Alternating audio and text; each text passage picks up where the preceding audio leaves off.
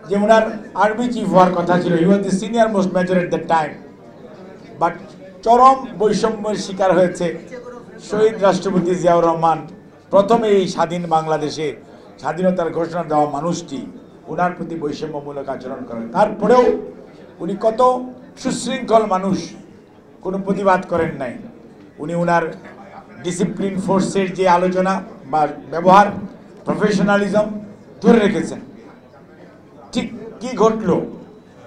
3রা November 1975 Khaled Mosharraf যখন আপনার কু করলেন এবং জিয়াউর রহমান স্যারকে যখন বন্দি অবস্থায় ওনার বাসায় গৃহবন্দী রাখলেন, তখন এই সিপাহী এবং জনতা কেন উপলব্ধি করলো যে এই দেশে ওই মানুষটিকে দরকার, যে মানুষটি 71 সনে জাতির প্রয়োজনে, দেশমাতৃকার টানে, দেশপ্রেমের টানে সমস্ত ভয় ভীতি, সমস্ত আবেগ অনুরাগের ভিত্তি ঊর্ধ্বে উঠে এবং নিজের দুটি নাবালক ছেলে এবং নিজের স্ত্রীর কথা ভুলে যে শুধুমাত্র দেশের টানে যে মানুষ ঘোষণা করতে পারে স্বাধীনতা, কারণ জানে হেরে গেলেই ফাঁসি, সেই মানুষটি হচ্ছে সত্যিকারের আসল মানুষ। যার জন্য কিন্তু ওই সময় আওয়ামী লীগ, বিএনপি, পেশাজীবী আমরা কেউ ছিলাম না। তখন কিন্তু আওয়ামী লীগ আর তার দোসররা ছিল, বিএনপি বা অঙ্গ সহযোগী কোনো সংগঠন ছিল না, আমরাও ছিলাম না। কাজেই দেশের মানুষ কিন্তু ওই সময়ে বিশ্বাস স্থাপন করেছিল, আস্থা স্থাপন করেছিল একটি মাত্র মানুষের উপর, শহীদ রাষ্ট্রপতি জিয়াউর রহমানকে। যার জন্য ওনাকে বন্দি দশা থেকে মুক্ত করে এনে ওনাকে কিন্তু দেশ পরিচালনার দায়িত্ব দিয়েছিল। উনি নিজে নিজে দায়িত্ব নেয় নাই, উনি স্বয়ংবরা হয় নাই।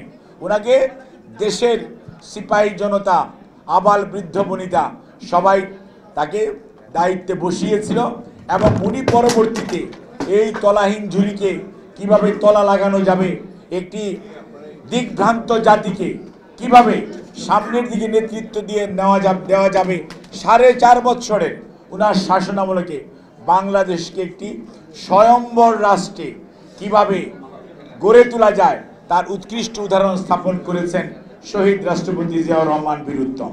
কাজেই আজকেও খেয়াল করেন, এটা তখন সম্ভব হয়েছিল জাতীয় ঐক্যের কারণে। আজকেও 5ই আগস্ট পরবর্তীতে বাংলাদেশের যে অবস্থা, এই অবস্থায় বাংলাদেশের জাতীয়তাবাদী দল, অঙ্গ সহযোগী সংগঠন, আমাদের নেতা দেশনায়ক তারেক রহমান, ভারপ্রাপ্ত চেয়ারম্যান বাংলাদেশ জাতীয়তাবাদী দল, উনি দেখেন দেশনেত্রী বেগম খালেদা জিয়া 2017-তে ভিশন 2030 উপস্থাপন করলেন, অর্থাৎ বিএনপি আগামী দিনে কি করতে চায় সেটি বললেন।